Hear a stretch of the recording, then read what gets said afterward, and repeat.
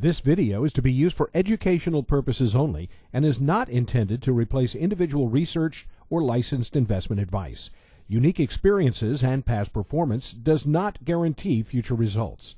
Trading stocks, options, and spot currencies involves substantial risk, and there's always the potential for loss. Your trading results may vary.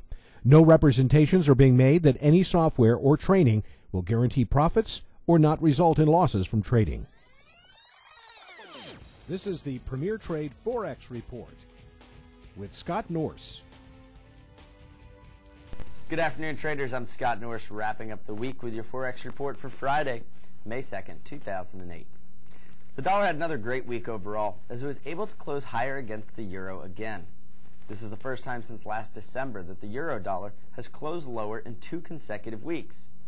Meanwhile, other pairs such as Aussie dollar and pound dollar have not been so one-directional. These pairs have been bouncing around violently on intraday charts for a couple of weeks, making the daily charts quite a mess. Of course, the long-term looks of these pairs' daily charts are much different. In fact, the market as a whole lacks a theme.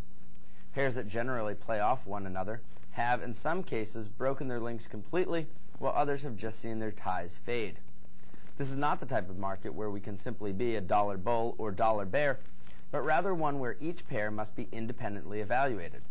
However, many of the charts do suggest the greenback has further upside potential throughout the majors, but we're still not convinced we have the fundamental backing necessary.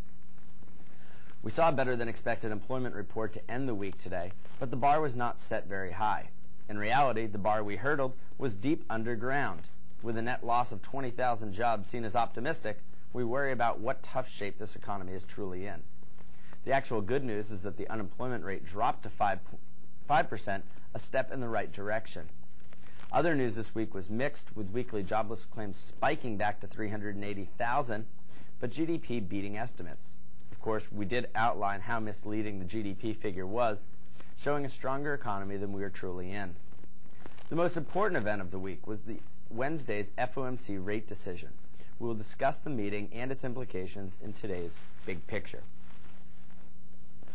So the Fed may finally be done with interest rate cuts after easing only 25 basis points at Wednesday's meeting.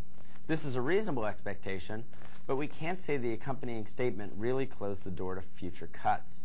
Furthermore, we find it absolutely hilarious that today futures traders began speculating on a November rate hike. They must be very bored, or stock traders have convinced them that it's time to start preparing for the end of the recession we still are not sure we're in. This may be helping the buck hold on right now, but we can't help but recognize oil's rally back to nearly $116 today. We mentioned in last week's Big Picture the potential for a further dollar rally in the cards, but that it will not be a one-way road higher. This theory seems to be playing out, and we are sticking to that outlook again as we wrap up yet another week. The fact is that even if U.S. data continues to show weakness, traders may allow the dollar to push higher if other G7 economies also show signs of deterioration.